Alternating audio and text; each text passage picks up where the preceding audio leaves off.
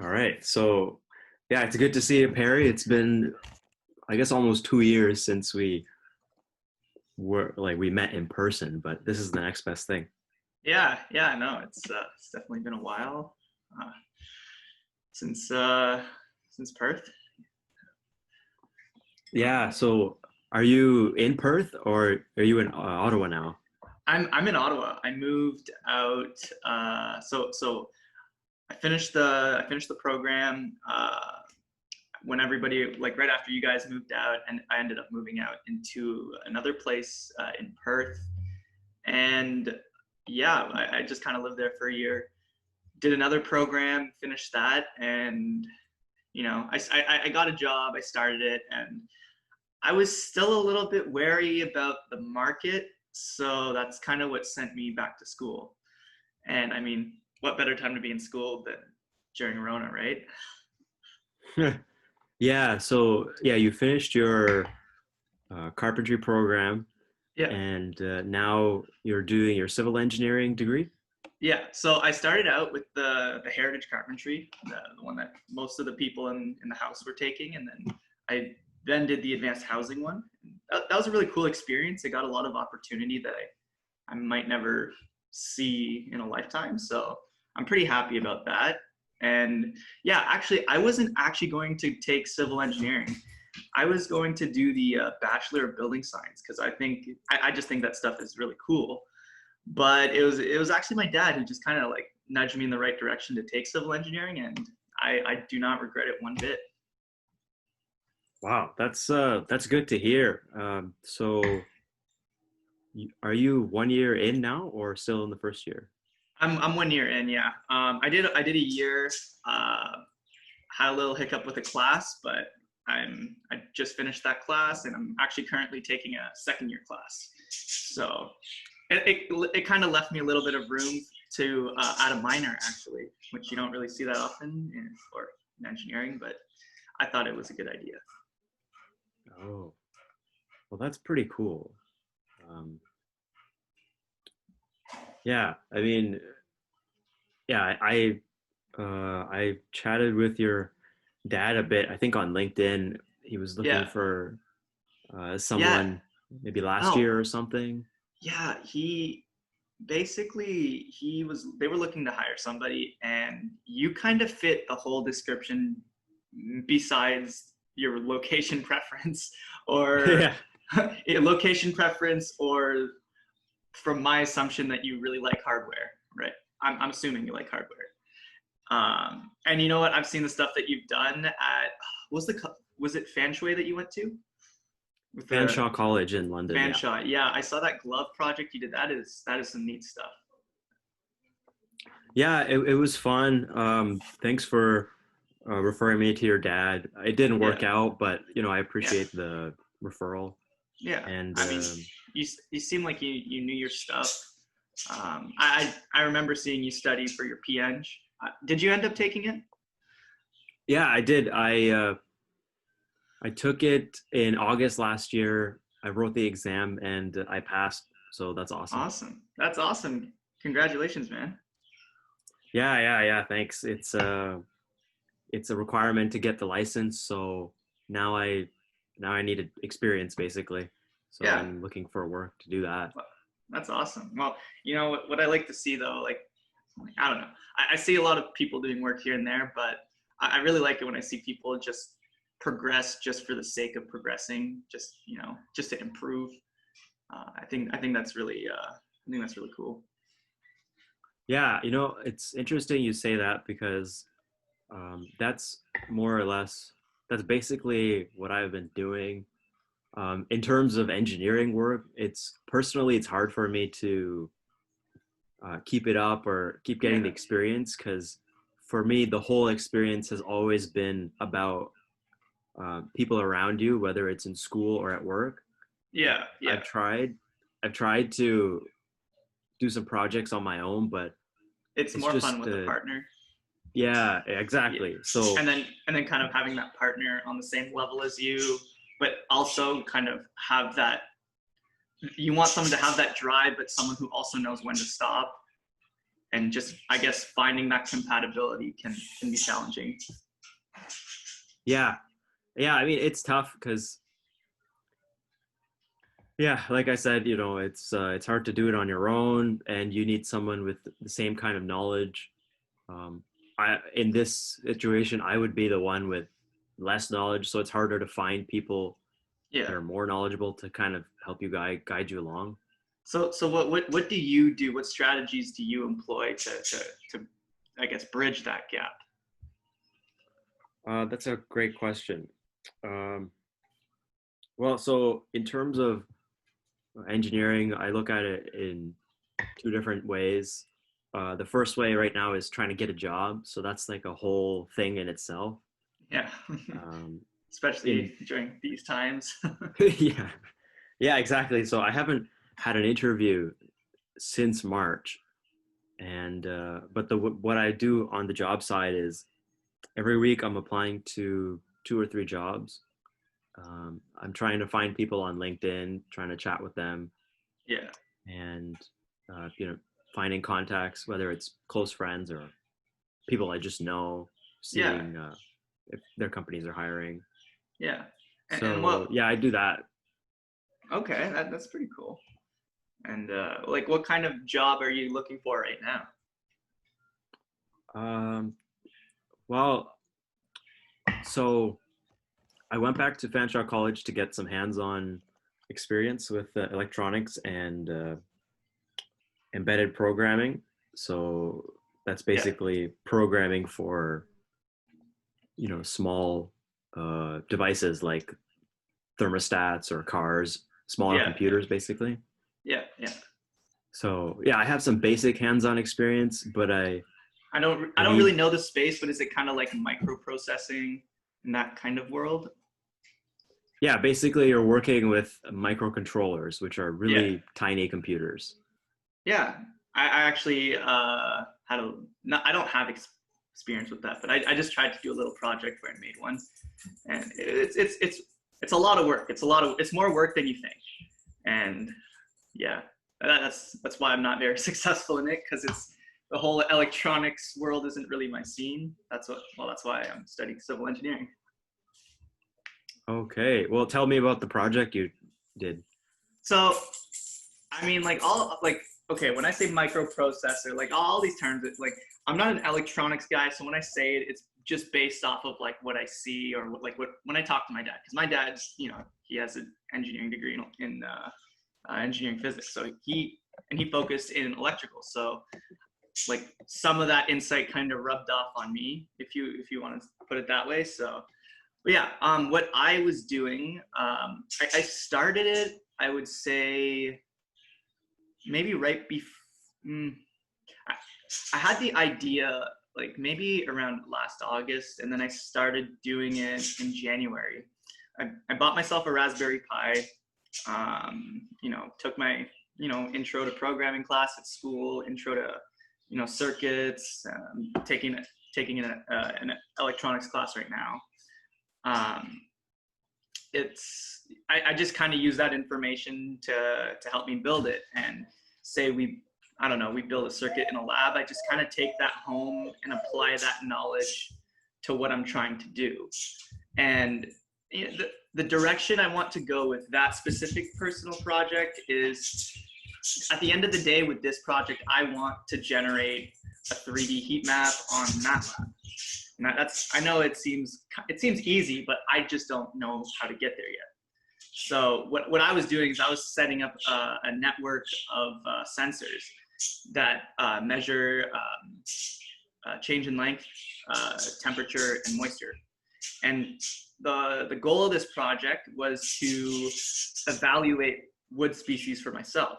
So just based off of like my past experience, with wood and moisture, I just thought, you get a moisture meter, you get a temperature sensor. They can tell you whatever they want, but I kind of want a more, I guess, realistic, more real results. I don't like it. Some people can't really process numbers, but say if I made a comparison and said, hey, I have a network of sensors that's sensing one thing, and yes, it can.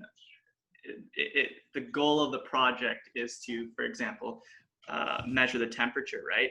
But what does that mean? What does that mean? And I want to really just relate that back into indoor air quality. That's a topic I really like, and I just want to research how it affects comfort. And at the end of the day, like indoor comfort for me is really important. And any project I can find that can help me, gain insights into what I can do to make indoor air quality better, it's just something I'm interested in. Okay, so okay, so you're using a Raspberry Pi. Okay, so and... I have a temperature sensor, okay. moisture sensor, and an ultrasonic sensor. So what I do, that's your network. So that's my network. And what at the end of the day, what I want to do is measure the tangential change in length of a piece, say a 2x4. I want to see how much moisture that piece of wood releases into the air with respect to its change in length. So I'm using the ultrasonic sensor to measure change in length. I'm using the temperature sensor to see how it affects it, and the moisture sensor is what tells me the relative moisture in the air. So when I close the system, I can really see what's going on. And just using that information, I just want to generate a 3D map just to see what it looks like. I think thermodynamics are super cool, and I just want to study it for fun. Okay, that sounds awesome. I would love to follow up and just see what's going on if you share your results, because I have trouble imagining it, so it would be nice to see a picture. The whole idea came from college. Actually, we took wood science courses, and basically there's like old types of wood and new types of wood in terms of like their density. So what I want to do is compare an old piece of wood to a new piece of wood to see how they differ. Because the way we cut wood, like there's clear cutting, select cutting, there's all kinds of different methods to harvest wood. But over the years, wood in itself, at least pine, spruce, and firs in Canada, have been getting a lot weaker, and the annular rings are getting further apart. And the whole point is you want to be as dense as possible. So I just want to see for myself what the structural differences are between old wood and new wood. And this is just kind of the first step for that. Okay, I see. So the first step would be looking at, like you said, comparing an old piece of wood and a new piece of wood. And then your long-term or later goal would be to apply what you learn into figuring out air quality in a room which is surrounded by a bunch of wood. Or like a clear box or something. I don't know. I just think this stuff is super fun, and I just love to think about it every day. Well, I mean, yeah, you got to have fun, otherwise the project sounds like, to me, that's not something that I would think to do, but because you're explaining it to me and it obviously sounds like you love it, now I'm interested just because you're so into it. And I guess that's the point. When you really love something, you can bring other people, I don't know, get people interested too. Yeah, it's great because you're doing exactly what you said you like, which is trying to improve for the sake of improvement. That's a great way to how do you say, like, enhance your life, engaged. And like, I don't know, when like I kind of like, I feel like I struggled with like finding hobbies, especially well, I guess the coronavirus pandemic and being at home is really kind of just something that's happened in the last 6 months. But always finding something to do to fill up time has always kind of been a struggle. And it's always kind of been, video games or just something random. And I just wanted to just, take a little bit more control and say, you know what, I want to have something useful and make it fun. So what can I do to make that happen? And yeah, that's just what I ended up doing. Okay. Yeah, I mean that's yeah, like I said, that's awesome. Um, yeah, I mean, I don't know what else I, to say. It's great. I don't know. I don't know. I'm having a good time. Just hanging out with some projects. Yeah, got a couple things on the go right now. Got actually Okay. recently I got back into table making. I don't know if you remember, but back in college I sell some tables here and there. I Probably, remember you were making a giant table in the basement. yeah, so that was number one. That oh man, that was like the worst, the worst thing I ever made. Oh, that was just so wasteful. But you know what? That it was it was a good project. It was a good project. I used the table for about a year and a half. So yeah. What happened to Um, it? okay, so I built it, and actually I ran out of money. It was kind of in between the end of school and getting a job. So I just had a slab of wood, and I just spent all my time making it look good. Because well, there's certain things that you do to wood when it cracks, and I was just having fun with those techniques, just doing like little bow ties here and there in the wood. And then when it came time to put the frame together, it was, I ran out of time, and I just said, oh, what can I do? So I just took two sawhorses and just screwed them to two sawhorses, and yeah, I just I called it. remember that. Yeah, but you know what? That actually inspired me to get into table making a little bit, just to get a feel for the space. It gave me insight into, I guess, the more insight into the cabinet making industry, and it really got me to compare like what the big differences are between IKEA and custom made, and your, I don't know, your local good furniture shop. Yeah, it really gave me some insight into what furniture is really worth. Yeah, it was a good experience. It was a good experience, and it got me into making more tables, which was pretty cool. Okay. So is that um like are you so you're selling tables now? Right now, not yet. I hope to be maybe sooner or later whenever I get this table done. Basically, so I didn't really want to get back into the full woodworking table space because, based off of what I saw, for me, where I want to be in my life, it's more of a hobby, and I can't just make a million tables and just have them laying around in Mm. my house. So, I wanted to see if we could come up with something that would be, cool just to try, but also something that I could sell. And actually, a friend of mine and we ended up making a tension table. And that's probably one of the coolest projects I've ever done. Basically, it's a table with no legs. Okay, hold up. Okay. How do you make a table with no legs? So basically, imagine you have two square surfaces, right? Mm-hmm. You put strings at each corner that are Okay. tensioned inward. And Okay. then in the center, there's two braces that, go like that. One from the top down, Okay. one from the bottom up, and they pull each other.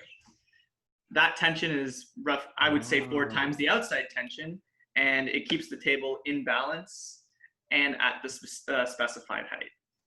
So Okay, so if I Google tension table, will I be able to see a picture? yeah, for sure. Okay, let me share my screen. Okay. These look so trippy right now. You just don't know what's going on, but it's just kind of floating there. Okay, so okay, which one is a good example? This one I, here? I built the triangle table, the one that you're on right there. Okay, let's see what this looks like. Uh, yeah. I did almost the same thing. Instead of having that bracket in the back corner, I had the Okay. bracket at the middle of the triangle. So it was one at the tip and one in the middle. But the Okay. but they balance out either way. So this is just being held up because of the tension of the strings. Yeah. Like I even tested out how much weight it could Wow. handle. And so each cable is rated for 90 pounds, the ones that I did, right? So Okay. the middle cable, the weight gets distributed. I have to do the calculation, but I can get quite a bit. It can support quite a bit of weight. I remember I put like all my textbooks on it and my TV, like my old TV that those old TVs that you kind of just like you don't really get rid of, but they just kind of sit there. I just put it on there because it was heavy. The fat TVs? Yep. Oh yeah, I remember those. But yeah, it supported it. Didn't wiggle. Yeah, it's pretty cool. It's pretty cool. Okay, you are blowing my mind because I know basically nothing about carpentry or woodworking, and now I've learned that there are tables that don't have legs. Yep. And yeah, I'm actually currently designing another coffee table just to see if it'll work. And it's along the same lines of like in terms of the concept, except we're kind of shifting everything over. So we're creating 2 half frames. So instead of having like 4 legs, we're creating like a triangle frame on one side and an opposite triangle frame on the other side. And then it's the same cable suspension basis, I guess. Wow. So you're still working with carpentry and woodworking, but you're enhancing your abilities with this civil engineering degree. Yeah, and that's kind of my goal. Like I knew when I finished like my college education that I wanted to be in the field. I knew that, like, based off my personality and the way I think and what I like, I just wanted to use that instead of just leave it behind. So I think it's just a great opportunity to enhance it. And I had my doubts. There was a point in time where I started selling my tools off, and I sold one of my like more expensive tools, and right after selling it, I just regretted it so much. And I didn't do anything for months, and then I just started on this project, and then that's what got me back into it. Wow.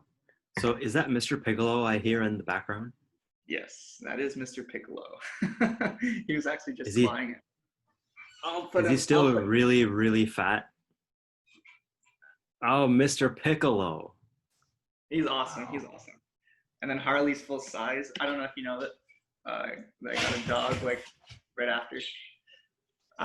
Man, I don't know how many pets you have, but I've seen some of your photos. It feels like you have 1 million pets. I know. No, I've got 2 cats and a dog. It's all right. Okay. Yeah, I haven't met Harley. I think I've seen photos. I'll bring her here in just a second. Harley, come here, dog. Yeah. Oh. Okay, she is massive, by the way. Okay. Oh boy. Yeah, she's a big girl. She is. I'll just Harley. Hello, Harley. She's a good girl. She just kind of hangs out with me all day. That's kind of the bonus in this coronavirus situation. Just got Piccolo sleeping on me when I'm doing homework, and when I'm watching TV, Harley sleeping on me. Oh, so is it crazy that? Wait, okay, so hold on. So are you off classes right now? So they'll start in September. I'm on classes right now. So what Carleton did is they modified their engineering program to accommodate more summer classes. So what happened is the one class that I ended up not passing was calculus, and I retook it, got a decent grade, but it made it so that I couldn't take the physics. So because of that, I finished my first year of prerequisites in the early summer, which was that class. And then in the late summer, I only had to take physics. But then I told myself, I started to feel behind in school. I feel like I'm one math class behind every engineering class I have to take. So what I wanted to do is just take the math class, whether I do well or not in that class, I just want that insight so that when I take, fluids or thermo, I'm going to have the math at my disposal instead of not having the math. So that's kind of why I'm doing my classes right now. But fortunately, Carleton offers half summer classes. So I was able to take one semester in the first 2 months, and I'm in my second semester right now. Currently Oh, taking okay. physics and differential equations. Okay. So are all your classes going to be online in the fall? So it's kind of unclear. Uh, I know the fall ones will be 100% online. They guaranteed that. The spring they said that, well, as of June, I guess they said that it's online with the option of coming in person. So I don't really know what the situation will be in January, but there's two classes where I will definitely be going to the labs, at least for two of the labs or the projects. Mm. Okay. Yeah, I know Western here in London is doing all online classes for second and third year students, and then Yeah, in class for first and fourth year students. yeah. That's. I don't really. I don't think that model is prudent. Um, but I mean, everybody has to try their own models, and at the end of the day, it's whatever they decide. But I personally still think the studying at home options a little bit better. But Mhm. again, that's the reason why I said I only want to go in for maybe two labs. Like not I'm not saying I want to go for two lab courses. I'm saying literally two lab classes. There's like a Oh, okay, okay. yeah, there's the fluids labs that I would like to go for at least one of them, just to see the big fluid, the big machine that everybody takes videos of every time they go in the lab. And I want to do the surveying project in person. And I don't even care if I work in a team. I just want to do it for myself. Okay. Yeah. Man, that's yeah. So it sounds it sounds like this the effects of the pandemic as far as studying goes work out in your favor because you can just Yeah. chill at home with Mr. Well, Piccolo and I've had a really really good talks with my dad about this, and like my dad, but in the way he is, like how he always has some insight and some kind of deep conversation to have. yeah, I don't know if he's ever stopped talking. Yeah, kind of rubbed off on me a little bit, but not. I don't know. But yeah. He. Oh fuck. What was I saying? Sorry about that. You Just said lost my. you had some deep conversations with your dad about school and studying. Yeah. So there's like two chains, I guess, two schools of thought. There's the, you can't replace an in-person experience versus online is better because you don't have to commute. And it's kind of two different worlds, and you're paying more for the other experience, but for the commuter experience, you're paying less. Like I don't really know how to describe it that well, but in my opinion, I think school is a lot better online. But everybody has their own opinion of why they go to university, and I'm in university so that I can get my degree, so that I can learn, and so that I can become a PN. That's why I'm there. But we have to keep in mind that not everybody goes to university to get an education. Sometimes people just go to university because they have to, because they want to meet somebody, because they want to find themselves.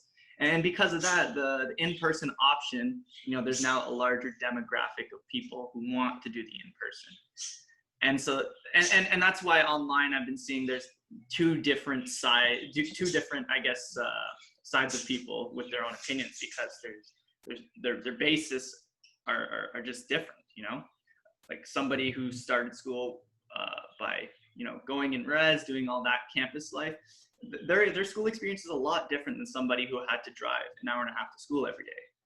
And that's part of the disconnect that people, I guess, people have, because at the end of the day, why are you in school, right? So I don't know. It's just there's some good talking points with that topic. Yeah, I mean, yeah. So when I did my bachelor's, I I did it at the University of Waterloo. So whenever I was on a school term, I stayed in residence. Yeah. So that was 8 semesters. And, there were a lot of, actually, most people who were in my class, most students were, um, you know, how do you say, they weren't local to the area. Yeah. There were a couple kids around the Waterloo region, and some people would commute an hour a day or something like that. So yeah, as far as what works better, most of my friends would not come to class because they were very comfortable reading lecture notes Yeah. provided online, doing the homework, submitting it. Yeah. But everyone came to labs because that's where you get to practice what they teach. Yeah. So as far as labs go, that's super important because you can't do all labs at home. Yeah, and I'm certainly seeing this right now. Like in one of my classes, we have to use an oscilloscope. That's like a $400 tool right there that you can't have at home. So now we need, lab coordinators to do the projects for the students. So then there's this whole rearrangement of how the course is being delivered. Because now I'm not doing the experiment. I'm basically just an analyst that receives data from somebody else. And then I have to learn about the data and then analyze it. So it's a completely different shift in learning, but I'm not opposed to it. Oh, okay. See, I feel like I would be because, well, I mean, I'm saying this in hindsight, having Yeah, already completed a yeah, bachelor's degree. Um, yeah, what I'm saying is that when it comes to dealing with lab equipment, that I think it's a shame that, you know, some students will not be able to work with the actual yeah, oscilloscope. yeah. But like you said, if you like the analyst part of it, then it's Yeah. amazing because you don't have And to sit and sit I'm there. I'm not saying that the lab component doesn't have value. I think it has a tremendous amount of value, and the the, the opportunity that I missed is, it's invaluable. It's invaluable. Being in a certain place at a certain time with a certain amount of help with a certain atmosphere is, especially for labs like that, it's incredibly important. But at the end of the day, I still prefer being at home. But that's my opinion. I like waking up at 7 a.m. for example. Like I remember commuting to Carleton. It was terrible. Whether I bused or drove, it was all the same. I like throughout the year. I know it's a lot to say, but I averaged an hour and a half on both trips just because of rush hour, highway shutdowns, collisions, all the above, or just getting into traffic at the wrong time. And for me, I now have a minimum of 3 extra hours every day. So for me, I really like to have that time. Yeah, dude, commuting sucks. I have always, let me see if always is true. I don't know, but most of the places where I've worked, I've been within a half an hour walk or a bike ride or a bus ride or a drive. And Yeah, yeah, I don't know how people commute like an hour each day because like you said, if you're commuting an hour one way in a week, you have 10 hours where you're yeah, just just sitting on some, car or yeah, bus or train or whatever. yeah. And then oftentimes I would try to work around that by saying, maybe like 5 extra hours at school, just parking myself somewhere. But then the other part of the conversation comes in where there's like the food budget. I find it really hard to be at school and save money because no matter where I am, there's food somewhere. And if I decide to dodge that traffic, yeah, I'm saving time, but then I'm gonna get hungry because I don't pack myself a dinner to go to school. I pack myself some snacks and a lunch, but I don't prepare myself 3 meals. So yeah, there's a different a different struggle there, but yeah. Yeah, I agree with you. Whenever, like, you're gonna get hungry, especially if you're a student, and Yeah. if you're you can't plan for 3 meals every day, and Yeah. get up at 3 in the morning and cook and be out Yeah. by 7 or whatever it is. So Yeah. yeah, I can see from a money perspective, it's way better off. You have more time, you have more options in food, you have less financial stress, and you Less can get the job distraction. done. Yeah. The only thing though that I don't like about online is I don't have I guess like the herd mentality of I guess support. Like when you're in a cohort, it's easier to boost each other's confidence levels and to have each other's backs. Like I could be great at a topic and crappy at the next one, and if I can explain to my buddy, hey, the first topic's super easy, let's just work through it together and then get to the next topic, and say I have trouble with that topic, at least he got through the first one, so we can just kind of help each other out. And even in-person labs, just talking to someone, seeing someone's face, hearing their voice, it makes a huge difference. Um, yeah, like some of these online deliveries aren't even videos. It can be anything from a live session, it can be a recorded session, it could just be a PowerPoint with voice recordings. It could really be anything, but really being in person it's a lot different. Yeah, dude, a pat on the back from a friend is way different than receiving an emoji of a thumbs up. Yeah, exactly. And I'm gonna be honest here. Like everybody texts and everybody's into social media, but I hate it. I hate it so much, and it's just the social norm. But yeah, no, like the emojis and texting, it's not my thing. I just play along. But yeah, no, yeah. Yeah, I mean, I feel you. Yeah, I was off of social media for a couple of years, basically from 2015. I'm back on it now. I'm pretty active, but I have a different mindset right now. I'm What is your mindset about social media right now? Well, first of all, I'm not working, so I have a lot of time. So Yeah. it's all good in that way. And second thing is I treat it more as a tool now. I'm just trying to figure out, like, how do you use Instagram? What do you do with it? Why are these ads so annoying? And trying to just like see, how do I post different, how do I communicate different information? So Yeah. for example, you have stories and posts, and then if you have a post, you can put up 10 pictures.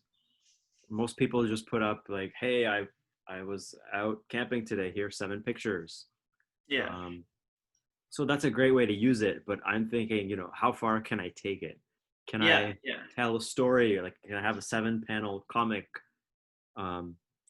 So it's fun that way, but at the same time, my old habits from back when I was on Facebook keep coming up, which Is is that scrolling? just you just check it like every 20 Oh, yeah. minutes for no reason. Oh yeah. Oh, I remember those So, times. yeah, so I mean, it comes with the trade-off. That's what I've learned. Yeah. So yeah. I don't know if you think of what I'm about to say. I don't know if you're going to agree, but I find that now that technology is getting a lot more complicated, it's getting less like interesting and addictive to me, anyways. So like I don't know, like back when all these viral apps started going up, it'd be something super simple anybody could do, and especially with Facebook, right? Oh, you can message, you can post. That's pretty much all you can do.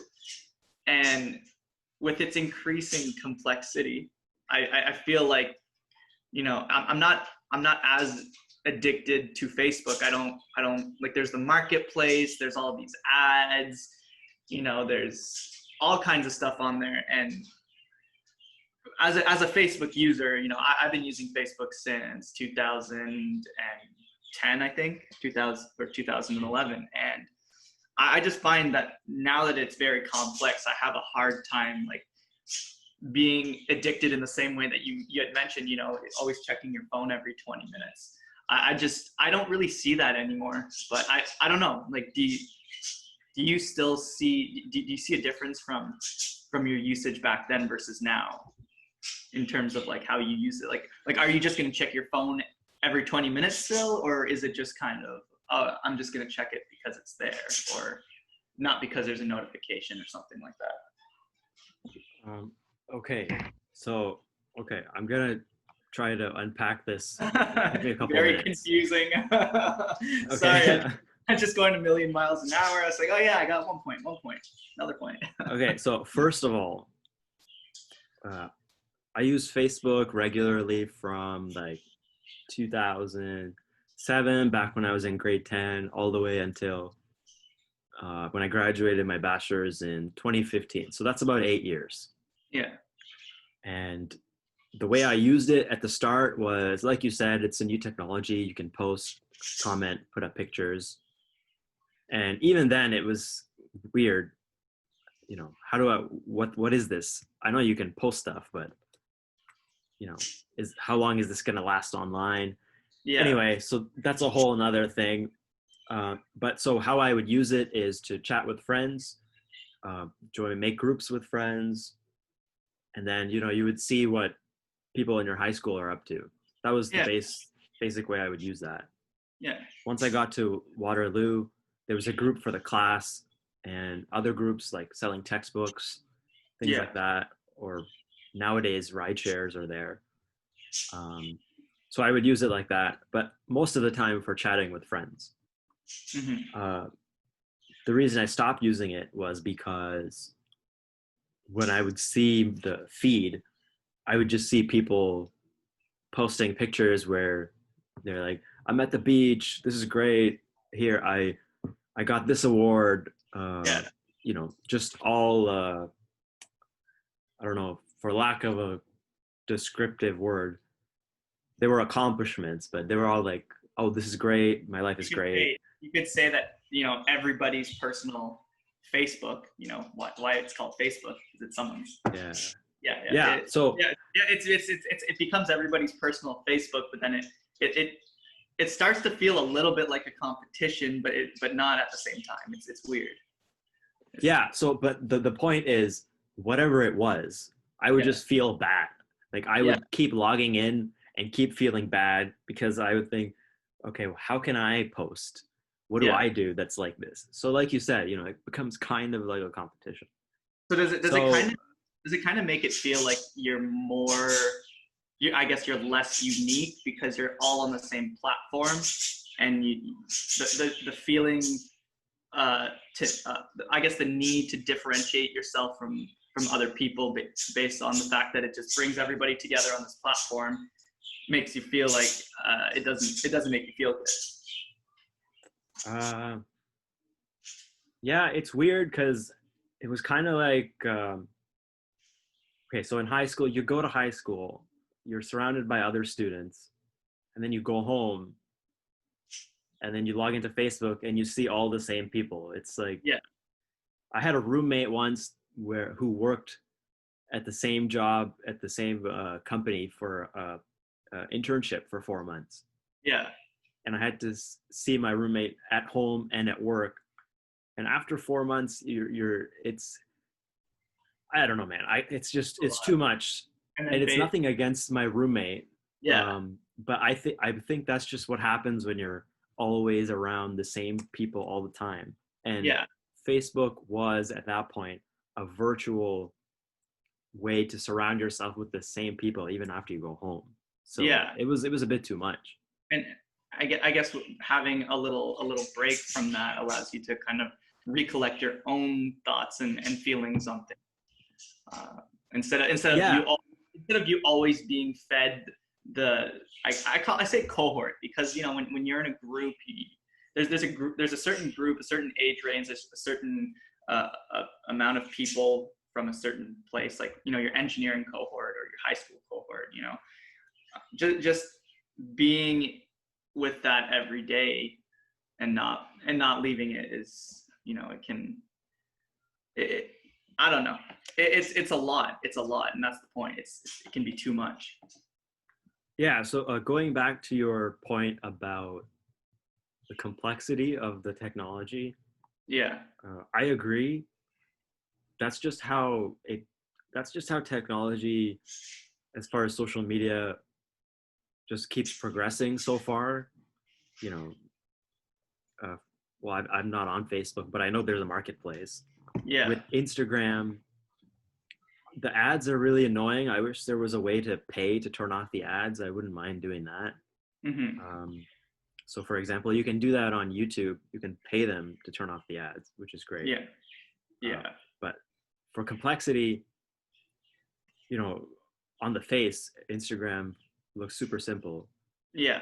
But because I'm trying to figure out what are the different ways I can use it, there are so many ways that if I tried to use it in all the ways that I could today, I don't know, I would probably end up with 100 or 1,000 different posts or stories.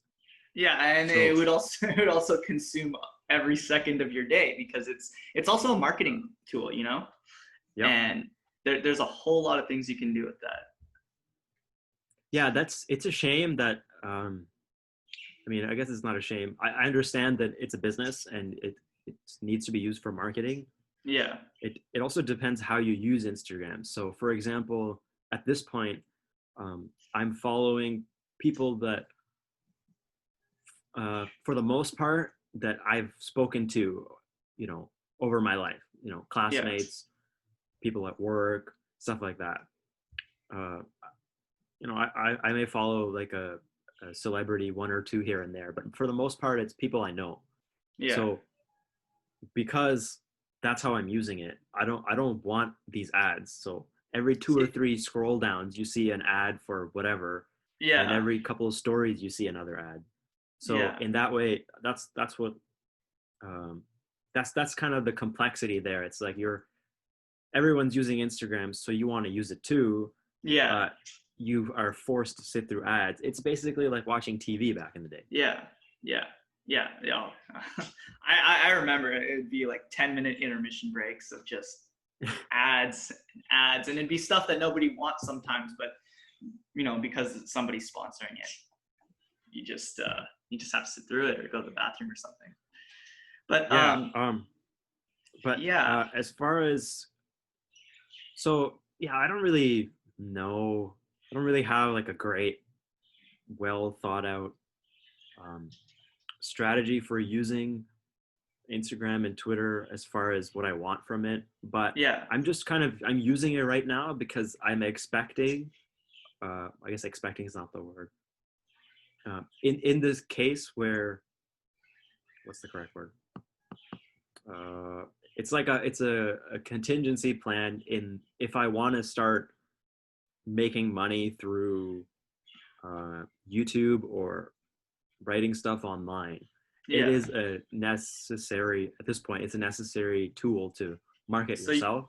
So you're just kind of setting yourself up like a basic framework of a what ifs, if you wanted to, and I think that's super cool. I like personally, I don't use Instagram the same way. So hearing the way that you use it, it's actually pretty cool to me, because I see Instagram as in a completely different way. So I see it like I have all the people from high school and whoever from college or whatever, but that never really mattered to me.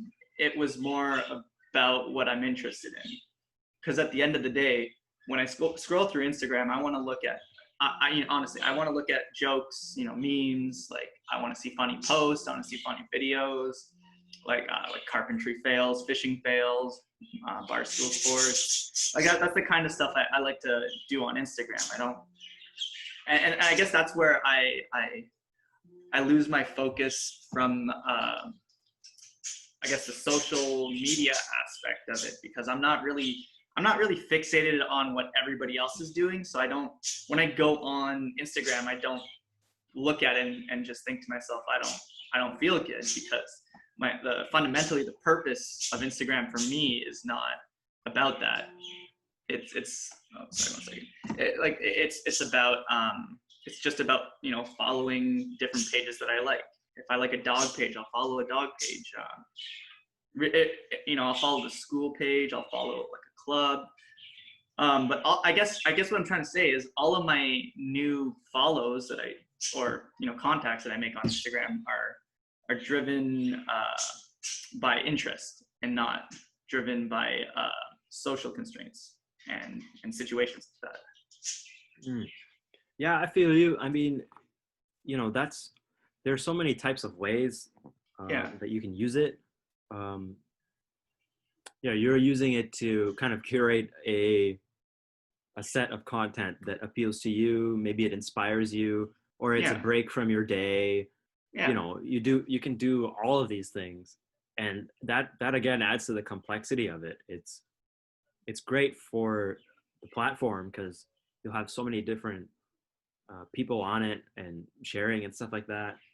Yeah. But something you said earlier about Facebook kind of applies, which is that depending on who you are, if you have a set of posts or stories that you look at and you're always thinking it's a competition, then like you're always going to lose because there's so many people on the platform. But even if you succeed, it will be for a second. Yeah, and at the same time, once you succeed, it's always so easy to nitpick because your profile is so accessible. You can always just look at someone and then look at yourself. I'm not saying that everybody does that, but it's as easy as a click of a button. That is the most freaky thing about social media. It's like at the click of a button, you could tweet something that's just gonna screw up your whole business, or if you have a business, it might ruin the whole business. You might lose hundreds of customers. It is crazy.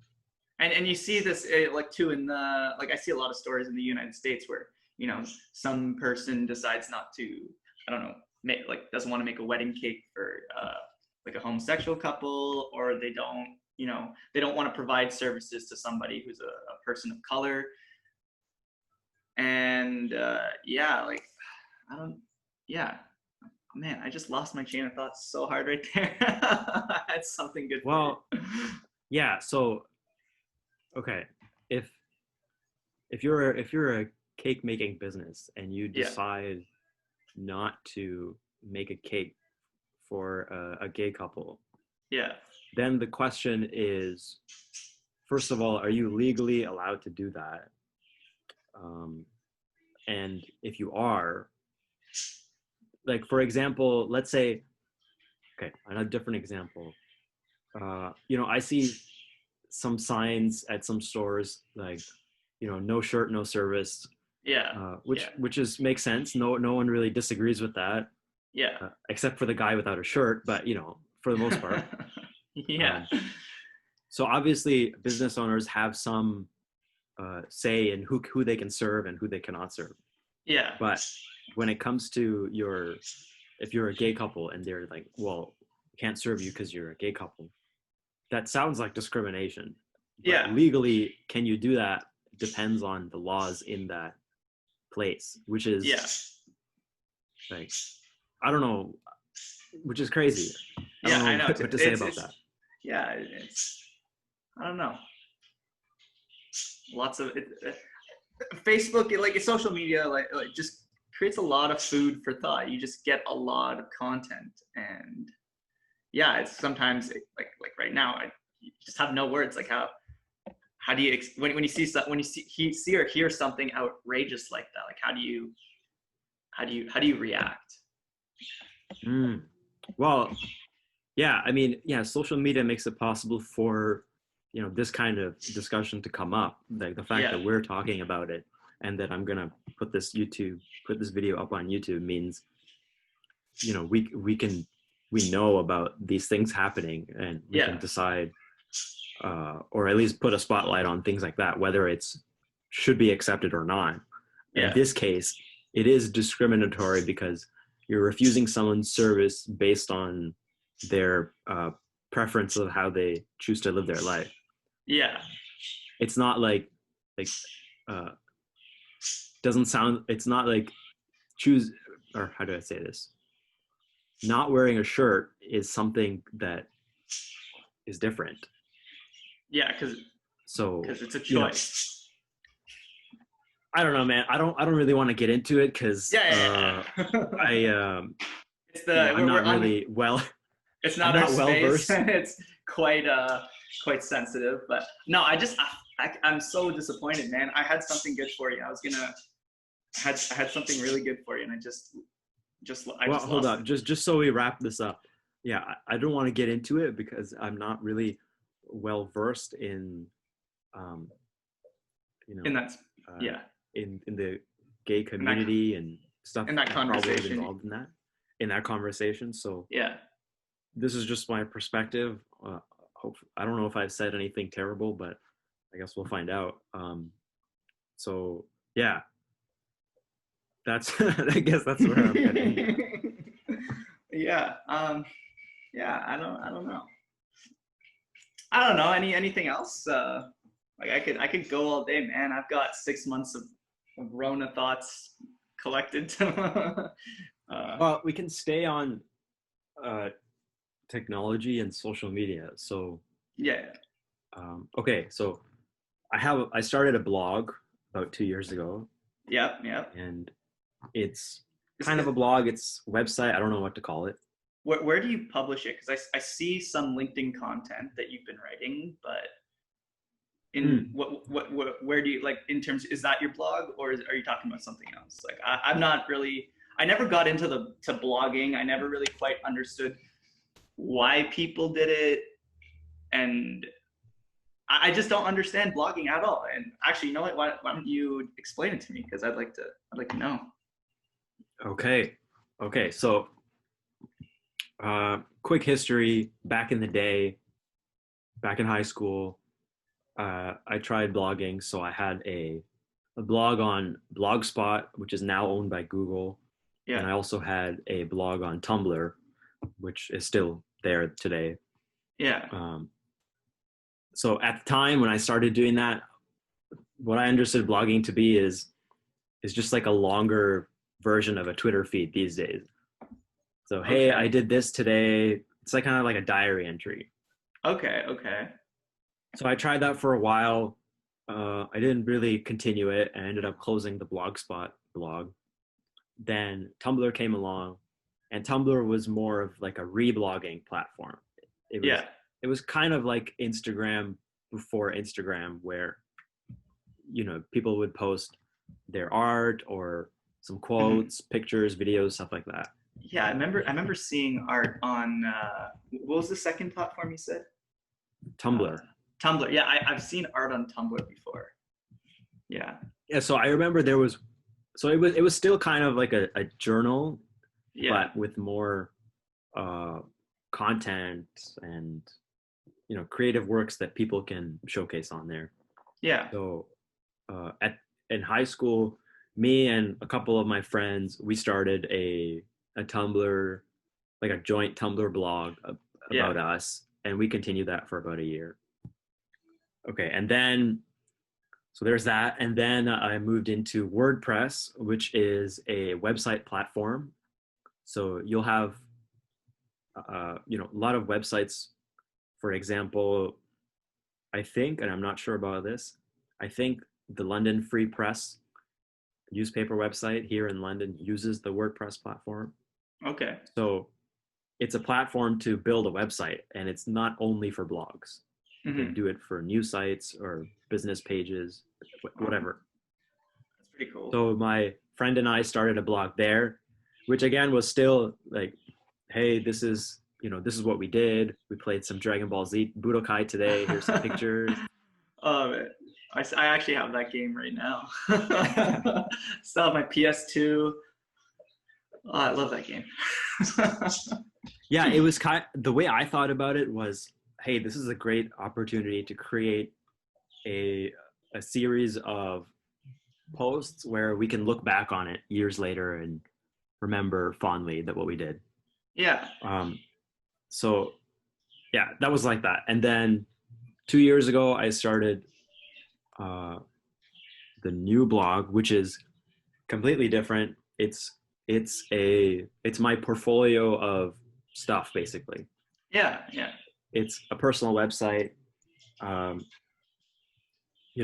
have artwork on there, poems, book reviews, stuff like yeah. that. Basically, whatever I want, I put it there because I want it to be there, but I don't necessarily want to promote it right now. So it's there if anyone wants to see it. Most people don't visit it, but I Just like it that way. link me after. I kind of want to visit it just to see what it's all about. Sure, I'll show you quickly on the screen, and then Sure. if you go to my Instagram page, there's a link on my profile. Yeah. So I've had this question. I didn't know when to bring it up, but I'm just gonna ask you. So it has to do with with when we lived in Perth. So I just want to ask you. I wanted to ask you, like, after all this, what your favorite part about Perth was, about living there, the whole experience. Okay. I mean, you can answer this after you show me. I kind of want to see this first. I just didn't want to forget. Okay. I'll share it. Haven't had quite enough coffees to wake up yet, so. So this is you can see the screen, right? Yeah. So it's basically a portfolio. It's just, I paid for the domain name, which is akshayarrao.ca. Yeah.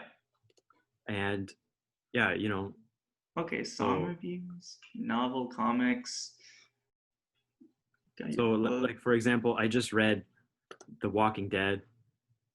So I just wrote a couple paragraphs about it. Took a couple of screen grabs from the digital comic. Oh wow! And how easy was it to put those those screen captures in? Was it just kind of like, copy paste that has a white backdrop, or I don't know. It looks really clean. So it is like a picture. So I guess it's hard to highlight it, but what I did was, I bought the series of comics digitally on a Humble Bundle. Yeah. And then I opened it up on a tablet, and then you just screenshot it and crop it. Oh, all right, that's cool. No, I was just curious, just the way you got the border, you still kept the texture and everything. Yeah, the background was white, so I mean, it kind of just worked out nicely. Yeah. That's cool. Yeah, so like I said, I do this this is more for myself basically, and I'm gonna go check you out. Akshay Arrao. What is it? .ca. .ca. Yeah. Oh, I'm gonna read some of these. Wow, you got a lot of stuff on here. Yeah, so you'll notice that I turned the comments off because I don't want comments here right now. Yeah, it's not about the feedback. Yeah, exactly. That's the whole point. So just to wrap up the blogging thing. Yeah. I started this. It's kind of a website. It's kind of a blog. I have some blog posts which are specifically like about, for example, hey, this is what the coronavirus situation is in London. We're in stage 2 now, or stage 3. You guys are still in stage 2 right now? No, we're in stage 3, but it came a little bit later. I wrote was about stage 2. Okay. Awesome. I'll give that a read. That's interesting.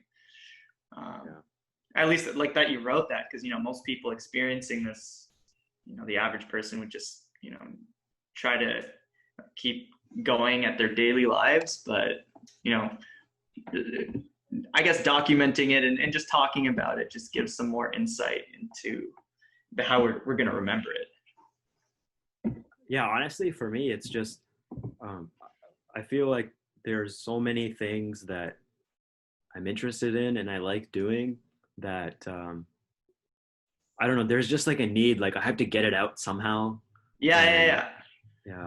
I know exactly like that feeling. You just got to start writing stuff down. Actually, that actually, I had something similar like that. When I was in college, we had a bunch of information, and towards the end of it, I didn't know how much information I was going to be able to retain, or how much access I would have to that same information. So I just went down to the office supply store in Perth. It's actually pretty good. And I got myself a nice little, one of those leather books or notebooks. I don't know. I don't know if it's a journal or just a fancy notebook. At the end of the day, it's a piece of leather with pages in it. But I just started writing like a little handbook. I'm like, okay, this is my construction handbook. This is my carpentry handbook. And to me, I guess that was kind of like my version of a blog. But for me, I actually like writing in cursive. So because I like writing in cursive, I decided to write all my information in the book in cursive. And, yeah, dude, that's a great way to retain knowledge, because you literally can't remember everything. Yeah. That's what I've learned. If there's one thing I've learned from studying for years and years, is that the more you learn, the fewer percentage of things you can apply. Yeah. And I'm certainly starting to see that with my transition to hands-on versus theoretical knowledge, I guess. And I was actually reading a really good article about that. I won't get into it, but it's, there's definitely something there. Yeah. So, going back to your question about Perth. Yeah. So I was there for 2.5 years. Yeah. I was at the Goonery for about 2 years, which is the place where we stayed at. Yeah. And overall, I mean, what I really like the town of Perth, because it's so small. It's like 6,000 people. Yeah. And I've been living in places before that with hundreds of thousands of people. Yeah. So what I loved was that, first of all, the commute to work was literally a 5-minute drive. Yeah, you could, what was it, like a 25-30 minute walk if you really wanted to walk? Yeah, I did walk once or twice. It was 30 minutes. If I rode a bike, it was 10 minutes. Yeah. So I love the commute. It's always a big constraint. How close am I to my workplace? Yeah. And it draws like, it brings everything into perspective. Like for example, like right here, I'm 20 minutes away, a 20-minute walk from the closest grocery store, right? And if you compare that to Perth, 20 minutes almost gets you to the other side of town. So I don't know. It's kind of cool to compare the lifestyles and the living conditions. But yeah. Anyways, go on. Okay. Okay. So most of all, what I enjoyed were all the people that I met. So basically, my roommates, which included you. Mm-hmm. So you were my roommate for the second year. I was at the Goonery. Yeah. And then people at work were pretty great too. Everyone was really nice for the most part. Yeah. I don't think I had any like serious problems there. Yeah. But like, was there a specific place or aspect about it that you enjoyed the most? I really liked eating and volunteering at the Table Community Food Center. I was gonna say, like, that's the thing that I missed the most. I unfortunately I didn't have the opportunity, or I didn't give myself the opportunity to volunteer at the table when honestly I should have and I could have. But that's actually what I missed the most. Just the fact that, a community, whoever you are, it doesn't matter. It doesn't matter if you're the rich person, the poor person, or just a family. You just go there for a good meal. And good home cooked meal with good ingredients. And what was the thing again? It's just food that doesn't make it to the shelves or something like that. I can't remember. Oh no, I don't remember the slogan, but yeah, you're right. Not the slogan, just the way they source their food. Oh, well, they have a garden in the summer months. Yeah. So actually that's really cool, because they have the garden. There's the Algonquin garden as well that donates to the table. So there's actually there's a good supply of at least vegetables coming into there, and then different people donate. Like they can get meat donations, fish donations. for those who enjoy to eat meat, fish, eggs, and that sort of stuff. Yeah, I mean, I really like that place for all the reasons you said. Yeah, They'll serve a meal to anybody 3 days a week, at least at that time. yeah, And I volunteered for events. So, for example, if they did the Stewart Park Festival or some other festivals, so yeah, I volunteered to help prep in the kitchen, which was, yeah, I don't know, man. It was really valuable for me because you're doing a small task, but you're doing it so many times, and you're literally working with food. So, what you know, what's something that affects everybody is food. So you yeah, see the direct impact of what you're doing. yeah, and at the and yeah, a direct impact. But at the same time, it's a community based thing. You're getting immersed within the community, and personally, in terms, if I compare that to like coming back to the city, right? It's so easy to get immersed within, a small town community like Perth. You just walk down the street, everybody's nice. You go to the table. Doesn't matter who you are or who's sitting at the table. You just sit down and have a good conversation.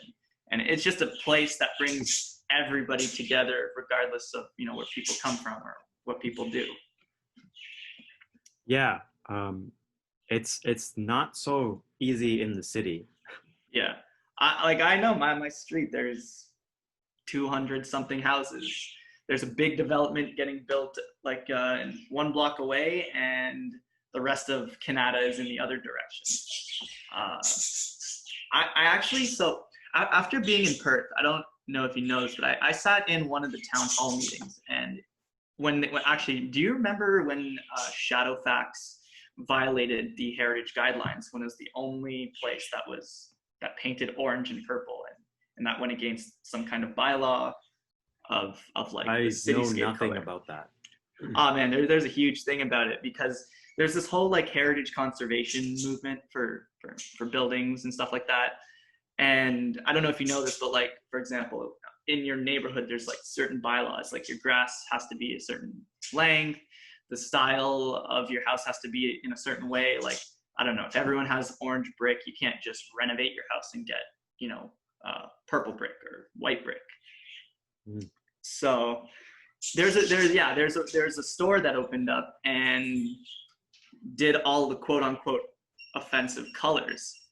So there's a big meeting about that. But anyway, I went to that, and what I'm trying to say is, coming back to Ottawa, I don't feel like I can, I guess, participate in something like that. So back to the whole community thing. It does. I think it really does bring the community together.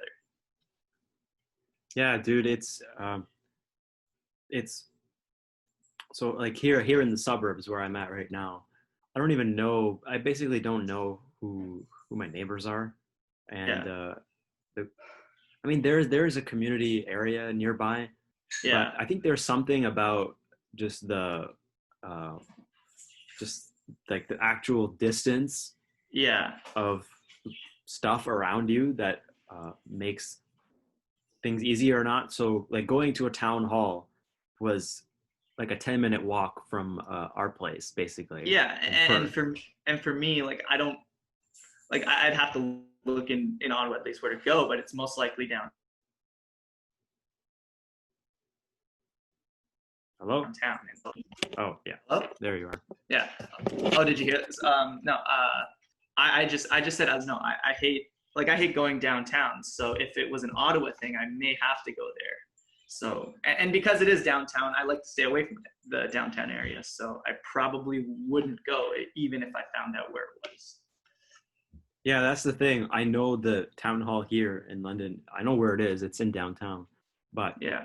it's a whole thing to get there. Whereas in a small town, you could literally just wake up and decide Yeah. one day, oh yeah, there's a town hall. Let's go today, and that's it. Yeah. Yeah. Exactly. It's everything is a lot more streamlined, and I don't want to say easier, but it's more comfortable. Yeah, it's like you don't need a vehicle to get everywhere. Yeah. Still probably are going to use one, but it's just the ability to just walk over is nice. Yeah. Yeah, no, I like it. Yeah. Yeah, so yeah, it's I don't know, man. It's like city life versus country life. I was talking to this about this with George too. Yeah. It's just like a whole different thing, and Yeah. Well, I mean, I just heard the part of the conversation with George about the wage expectations in Toronto kind of thing. mm, He was just talking about like how his boss backhanded him when they went to the basement. If you remember that right. part of it, and I just remember listening to that, and that is something that is so common. But at the same time, the wage that he's asking for in Toronto, that's not a lot of money. Mm. If he's single by himself, he's single by himself. I can't Well, remember if he's hold on. Oh, so first of all, um, just to keep things clear, yeah I don't know exactly where he was working. I know he's staying north of Toronto, yeah. and he's not. I don't think he's single, and he's not staying by himself at the moment. Oh wow, good for him. No, last time I saw Yeah. him, yeah, no, that's good for him. But either way, Toronto's really expensive. Yeah. So Yes, but the point I'm so trying to make though is, yeah. yeah, like what I can live off here is a lot different. What I can live off in Quebec versus like Perth versus Toronto. The living costs are all different. The housing costs are all different. So you said it's common practice for like the wage to change. Is that what you were saying? No. Like the way the livable wage changing per region. So like, Oh, for example, when I was in Perth and I got like one of my first carpentry cabinet making jobs, I could afford to live as a single person with a car and make 16 to 18 bucks an hour. I could live like that. In Ottawa, I can't live like that. mm. Obviously, I'm a student, so right now, but the situation's different. But when I was working in between school, the financial difference and I guess financial burden of living in the city really presented itself. Yeah. And Yeah, you're right. Because when yeah, I stayed in Perth, I was single. I was staying with roommates, but I was, yeah, taking care of myself. So most of the salary was, just paying off bills and saving. And yeah, I always had enough to save at the end of the month. yeah, yeah, yeah, for sure. Yeah, and even in Ottawa, like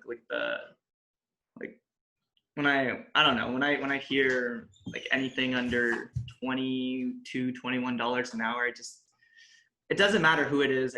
I feel bad because I assume that everybody should be able. I feel like the assumption should be everybody should be self-sustaining, like they should sustain themselves. And if it's not set up for people to sustain themselves, then that's when there's a problem. But in Ottawa, after like doing light research, like just Googling, right? It takes about $21.50 to sustain yourself as a single person in Ottawa. And in Perth, I was cool doing that on 16 to 18, right? So seeing the differences in Toronto and listening to that conversation with George about like, the fact that he used the wage expectation against George like that, I think all of that whole interaction that George had with his boss is common. Okay. Yeah. That's what I was thinking. Yeah, sorry. Sure. I was unclear about that. No, I've talked to like a bunch of the people that I've graduated with. Obviously, I don't have a massive network, but from the people that I can interact with, from who I can talk to, and I can say that most people from the program really went from both programs went everywhere. People went to BC, people went to Iqaluit. Excuse me. People went out east. People went to Quebec. Everywhere. Even I don't know if you remember Liam. He's doing film sets in Toronto. He's building film sets? Yeah. I don't know if you follow him, but I'd follow him on Instagram. He does some cool work. He did one of the Netflix. I believe. Don't quote me on this, but I believe he did one of those dessert shows on Netflix. I just Oh, remember he posted oh. like a really cool kitchen, and oh man, Yeah, I'll yeah, give him a follow. yeah, no, he posts good stuff. I really like following Liam on Instagram, and then and that ties back into why I use Instagram too. It's because I follow my interests, and what he's doing is interesting to me. So I'm not following him because he's just another person I know. I'm following him Mm, because I'm interested. yeah. Yeah, man. I mean, I gotta go. This was really I fun. know. Yeah, man. It's I love this it talk. sucks because I feel like we just got started. I know. I could talk, man. I could talk about any topic that I like with you, man. I just remember when we watch, like our show on Sunday nights or Yeah, whenever he Dragon would. Ball Z is super. Fuck, that was awesome, man. But yeah, I don't know. Uh, I could talk to you about anything, like cartoons, shows, pop culture. Like I don't know. well, let's do it again. We'll Yeah. set up a longer time slot. I can plan in Why, advance. We can try it why again. don't we for next time? Why don't we like figure out some talking points or like a topic? Because like I feel like if I don't have like a focus, I just kind of veer off in any direction, kind of like what I did today, kind of midway through this this route talk. Yeah, it's funny you say that because for each of the people I've talked to before this, I've asked them, "Is there anything you want to talk about?" But just today, I thought, well, let's just not do that. But Yeah, no, we'll do that next time. yeah, for sure. And I don't know, like sparking the interaction. Like a part of it is just being able to talk freely and to, I guess, explore our own ideas on certain topics, and just to have Yeah, like a yeah. normal conversation, I guess. Yeah, I don't know. Okay, That's yeah, we'll do that. those We'll are my set up a thoughts. longer time slot. Thanks for doing this. Yeah, no problem. And thanks for having me on Route Talk.